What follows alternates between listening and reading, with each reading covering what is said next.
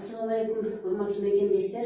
Бүгін маға ошо биздин карманыбыз келди. Жашыңыз канчада? 43 жашта. Сиздин сол көкүрөгүңүздү, сол эмчегиңизди жана сол колтуктагы бездерди алып салышты. Мен эми кыскараак айтып берейин. Кыскасы, бул 43 жашта биздин инсаныбыз бир күн эле көкүрөгүндөгү сол эмчектеги безди чоңоюп калганын сезген дагы онкологияга барган. Онкология биздин коллегалар бул болбойт, бул биринчи стадиясы экен, азыр алып салбасак 4-чү стадияга өтүп кетет экен, сол жакты алып салган. Андан бери химиотерапия алат.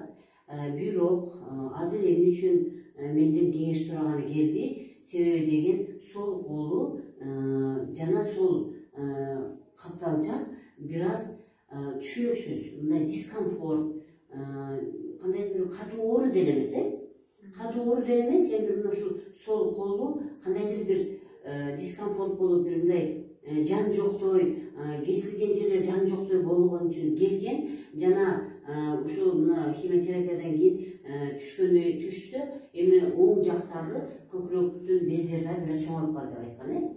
Эми ошо мага кеңеш келиптир. Мен эми төмөндөгүлөрдү айтар элем да, урматтуу мекендештер, ушундан силер өзүңөр болбой калсаңар.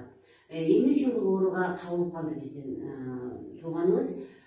Себебиден көп жыл мындай сыгылып, кысылып, эми биз тиричиликте ар нерсеге сыгылабыз, кысылабыз. Ошон үчүн айтат экен да, Кудай таалам, бүгүнкү күн менен жашагыла депчи, бүгүнкү күн менен жашагыла, сыгылбагыла деп. Ошо кысылуу, ыза болуу нерселердин баары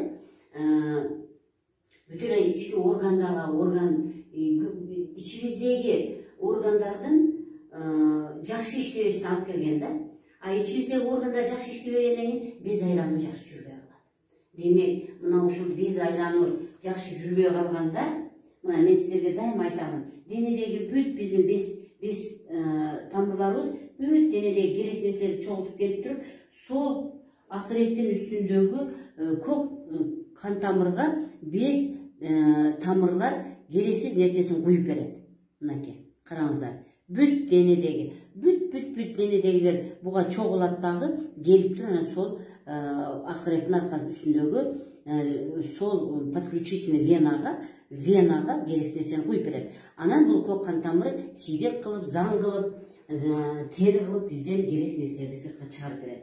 Мына ушул жогоруда мен айткан себептердин айынан сол колтуктагы, сол эмчектеги бир без тамыр жакшы өткөрүүсүн токтотуп койгон да. Мисалы, бул без тамырда өтүү болбой калган үчүн бул чоңоюп кетет. Без келет дагы берде чогулуп, без өтөйүн десе бул жер жабык болуп калган. Бул жерде грибки деген майда жандык жашайт. Ушул грибки деген майда жандык ушул кыжалат болду, ыза болгондон, органдар жакшы иштебей калгандардан, тамакты өз учурунда ичпей калды, сыгылдыбы, мүмкүн ачка көп жүрүп калдыбы, мүмкүн суу ичпей калдыбы, ошондо биздин организмибиздеги без тамырдын ичиндеги грибкилер көбөйүп кетет да.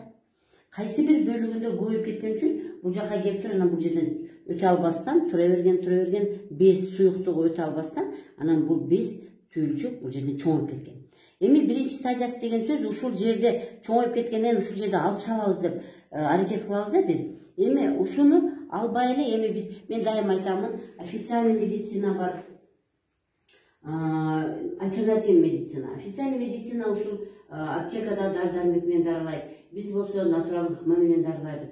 Биз башкача лечение кылмакпыз. Официальный медицинада албетте кесип алып салабыз. Алып салуу менен биз кайра жолду бөгөп койдук да. Эми азыркы жалпы эмне үчүн келип чыгып атат? Азыркы жалпынын келип чыгуусунун себеби мына ушул көкүрөктү алып салгандан кийин, көкүрөктү өзүнүн без тамырлары менен кошо, муногу без тамырлары менен алып салгандан кийин, могу без тамырларды кошо алып салгандан кийин, кол жактан келип аткан без тамырга жол жок болуп калды. Себеби бул жерден кесилип калды да. Бул өтө албай атат да. Эми бу жерде көптөгөн майда көзгө көрүнбөгөн без тамырлар да бар. Чоң қан тамырлар, без тамырлар бар. Ошонун майда бөлүкчөлөрү, чоң бөлүкчөлөрү, орто, чоң бөлүкчөлөрү баары келип туруп кесилген жерден өтө албай, колдо без суюктугу көбүрөөк калып атат. Муну лимфостаз дейт. Лимфостаз. Демек ушул жака келип дагы өтө албайт. Эми кандай кылып биз дарылайбыз? Биздин дарылообуз эң сонун лимфа массаж жасаш керек. Урматтуу тууганым, сизге эң сонун денедеги без тамырларга лимфа массаж жасаш керек. Биз альтернативный медицинада врачтар ошо сода, анан кийин перекс коебуз. Неумоакин деген профессордун методу менен перекс коебуз.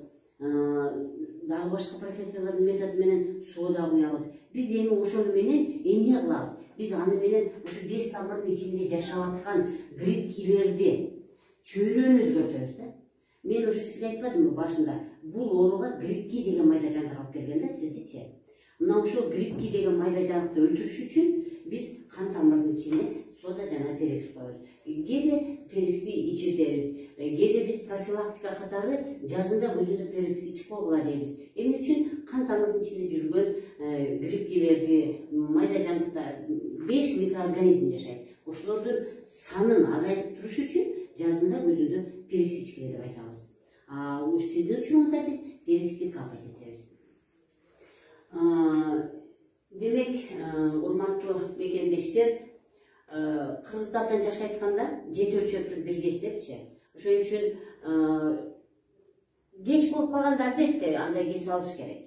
Кеч боло электе биринчи, экинчи стадия деген мезгилде албетте бул нерсени аркага кайтарып жүрсө болот да, кескенге шашылбастан. Эми кескен жерди кармап көрдүм, кескен жердагы баягы өлүк ткандар болгон үчүн, аягы спаечный болезнь болуп калат, эми тыртыктын местасы да, мен кыргызча тыртык деп атат. Ошо тыртык жерде өлүк ткандар, өлүк клеткалар бар да, ошон үчүн ал жер муздап турат да. Эми ал жерди деле күнүгө лимфа массаж жасай берсеңиз, мен өзүңүз үйрөтөм. Ал жерде уже өсүп, оору жакшы боло баштайт. Эми сиздин учуруңузда деле эч кандай үмүт жок дебестен, үмүт бар. Абдан чоң үмүт бар сизде. Эмне үчүн? Себеби сиз азыр мен көргөн состоянияңыз абдан жакшы. Весиңиз өтө кеткен эмес. Акыл эсиңиз, ордуңузда бардыгы жакшы. Сизде бул нерседен кайра дагы жакшы, мындан да толук жакшы болуп кетүүгө абдан мүмкүнчүлүк бар. Ошон үчүн негизгиси сиз ишенүү. Көрдүңүзбү? Сиз эч качан мындай неме кылып калбаңыз. Капа болуп, өзүңүздү настроениңизди түшүрбөңүз. Сиз күнүгө эртең менен болду, мен жакшы болом. Болду, мен жакшы болом. Мен жакшы болом. Түшүндүңүзбү? Мен жакшы болом деген нерсени могу жерге жазыш керек. Саламатта болуңуздар, урматтуу мекендештер. Денеңиздер сак болсун.